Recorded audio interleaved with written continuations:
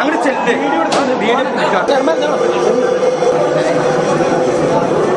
പൗസല്ലേ.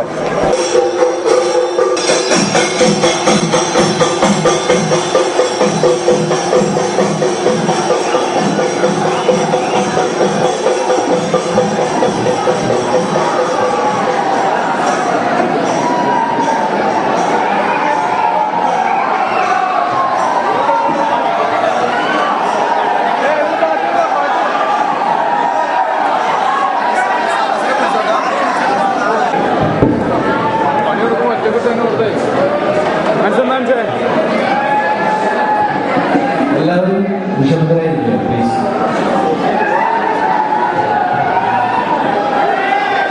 ജയഭാരത് കോളേജിന്റെ inauguration arts club ഇനാഗ്രേഷനുമാണ് ഇവിടെ ആരംഭിക്കാൻ പോകുന്നത്. അതിനായി കോളേജ് യൂണിയൻ അധ്യക്ഷൻ ചെയർമാൻ നിഷാൻ നാസറിനെ ക്ഷണിച്ചു.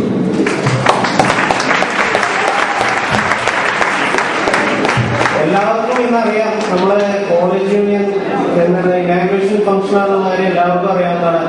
നമ്മൾ ആദ്യം ഒരു ചെറിയ പ്രാർത്ഥനയിലൂടെ നമുക്ക് എന്തായാലും തുടങ്ങാം. എല്ലാവരും 2 മിനിറ്റ് മൗനം. എന്റെ യൂണിയന്റെ പേരിലും ഞാൻ സ്വാഗതം ചെയ്യുന്നു.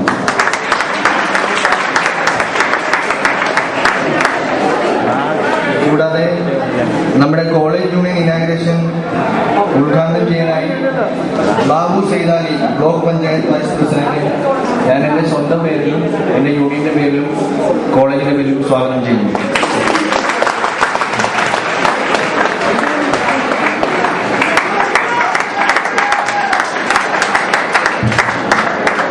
അടുത്തതായി ആർട്സ് ക്ലബ് ഇനാഗ്രേഷനായി നമ്മുടെ വിശിഷ്ട അതിഥി ശ്രീ കോട്ടയം നസീറിനെ ഞാൻ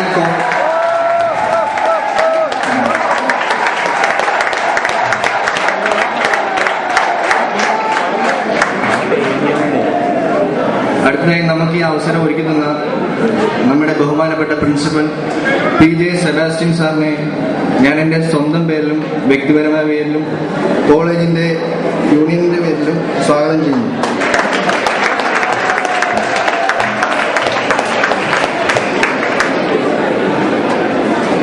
അടുത്തതായി MP Santhosh block panchayat standing committee ചെയർമാനെ ഞാൻ വേദിയിലേക്ക് സ്വാഗതം ചെയ്യുന്നു.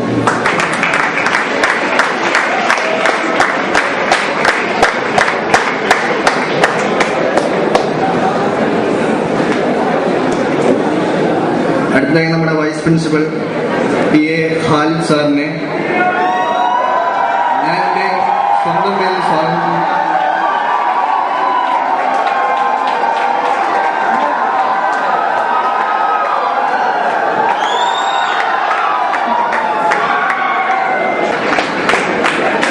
അടുത്തതായി ഡോക്ടർ ബാബുരാജ് സാർ, പുള്ളി വേദിയിൽ ഇല്ല.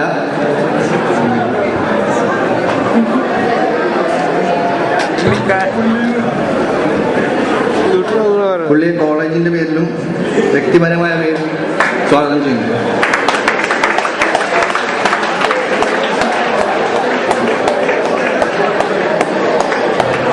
അടുത്ത ചടങ്ങ് അധ്യക്ഷ പ്രസംഗമാണ്. അതിനെ നിഷാൻ നാസർ എനിക്ക് വേദിയിലേക്ക് ക്ഷണിക്കുന്നു.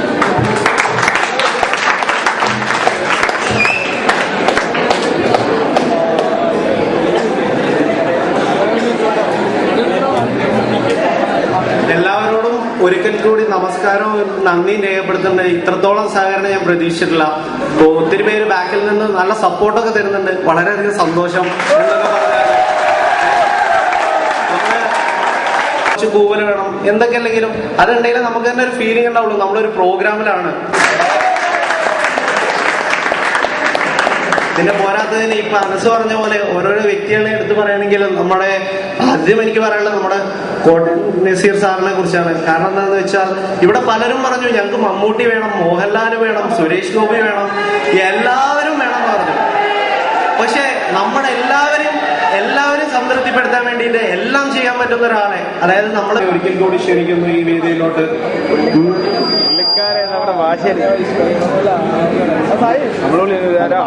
പിന്നെ ഡോക്ടർ ബാബുരാജ് സാറിനെ നമ്മുടെ ഡയറക്ടറായ MBA ഡയറക്ടറായ പുള്ളിയെ ഞാൻ ഈ വേദിയിലോട്ട് ഒരിക്കൽ കൂടി സ്വാഗതം ചെയ്യുകയാണ്.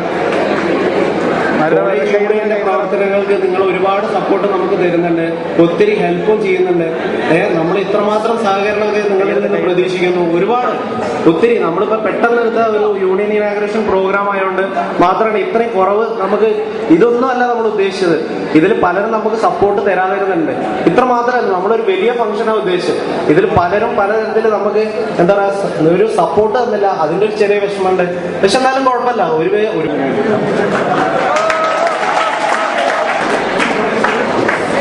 ബാബു സൈതാലി സാറിനെ ഞാൻ ഈ വേദിയിലോട്ട് ക്ഷണിച്ചുകൊള്ളുന്നു. MP സന്തോഷ് സാറിനെ ഞാൻ ഈ വേദിയിലോട്ട് ക്ഷണിക്കുന്നു.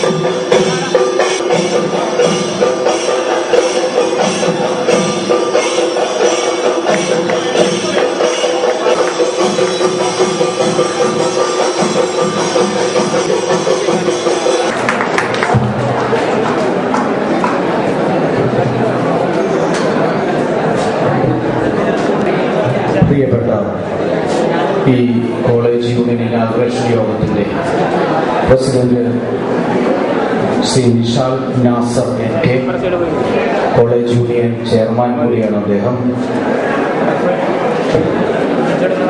ആർട്സ് ക്ലബിന്റെ ഇനാഗുറേഷന് വേണ്ടി ഇവിടെ വേദിയിൽ എത്തിച്ചേർന്നിരിക്കുന്ന പ്രശസ്തനായ സിനിമ ആർട്ടിസ്റ്റ് ശ്രീ കോട്ടയം നസീർ അവർ,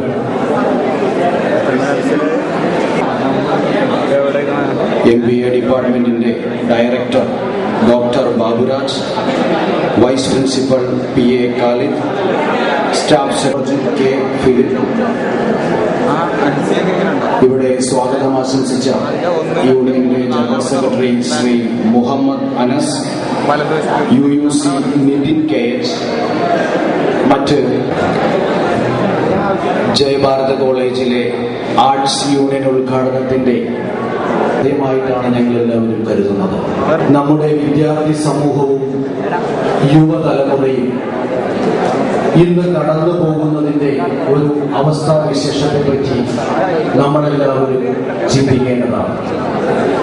അടുത്തതായി നമ്മുടെ ആർട്സ് ക്ലബ് ഇനാഗ്രേഷൻ ഫംഗ്ഷനാണ്. അതിനുവേണ്ടി നമ്മുടെ കോട്ടയം നസീർ സാറിനെ ഈ വേദിയിലോട്ട് ക്ഷണിച്ചുകൊള്ളുന്നു.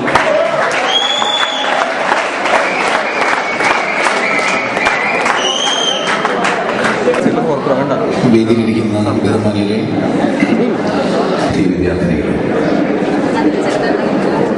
ജയഭാരത കോളേജിന്റെ ആർട്സ് ക്ലബ് ഇനാഗ്രേഷനോടനുബന്ധിച്ച് അദ്ദേഹത്തിന്റെ ഭാഷയിൽ ഒന്ന് രേഖപ്പെടുത്തുകയാണ്. ഞാൻ ആദ്യമായിട്ടാണ് ഈ കോളേജിൽ വരുന്നത്. ഞാൻ അന്വേഷിച്ചിരുന്നു, നല്ല അപശബ്ദങ്ങൾ ഉണ്ടായിരുന്നെങ്കിലും ഇപ്പോ വളരെ മര്യാദക്കാരാണ്. പക്ഷെ എന്നാലും നമ്മൾ സംസാരിക്കുന്നത് മനസ്സിലാക്കാൻ അത് തടസ്സമാകരുതല്ലോ. അതിന് ന്യായമായിട്ട് നല്ല വിവരം വേണം. കാരണം ഞാൻ നോട്ട് ചെയ്ത് വെച്ചിരുന്നു. അതിലൊന്ന്, നമ്മുടെ ഈ ന്യൂസുകളെ കാണുന്നുള്ളൂ, പത്രം എടുത്ത് നോക്കിക്കഴിഞ്ഞാൽ ആന അവിടെ ചവിട്ടിക്കൊന്നു, അതൊക്കെയാണ് ഇപ്പോഴത്തെ മെയിൻ വാർത്തകൾ. ഇടഞ്ഞ് ആ ചവിട്ടുന്നത് ലൈവ് ടെലികാസ്റ്റ് കാണിക്കാൻ വേണ്ടിയാണ് നമ്മുടെ ചാനലുകൾ പോലും മുതിരുന്നത്. അതിൽ വരെ ബിസിനസ്സാണ്. തിരുവനന്തപുരം പത്മതീർത്ഥക്കുളത്തിൽ നിങ്ങൾക്കറിയാം, ഒരു ഭ്രാന്തൻ ഒരാള് വെള്ളത്തിൽ മനുഷ്യത്വപരമായിട്ട് പുറകോട്ട് പോയിക്കൊണ്ടിരിക്കുകയാണ്. നിങ്ങളാണ് ഇനി അത് മാതൃകയാക്കേണ്ടത്. കൂടുതലൊരു വലിയ പ്രശ്നമൊന്നും നടന്നില്ല, കാരണം പറയാൻ ഞാൻ ഒരുപാട് പ്ലാൻ ചെയ്തതാണ്, എല്ലാം തകർത്ത് കളഞ്ഞ കലാകാരനായി അല്ലെങ്കിൽ മറ്റു ചാനലുകളിലൊക്കെ പ്രോഗ്രാം ഒരുപ്പിക്കുന്ന കലാകാരനായി നിങ്ങളുടെ മുമ്പിൽ വരാൻ സാധിച്ചത് ഒരുപാട് സന്തോഷം.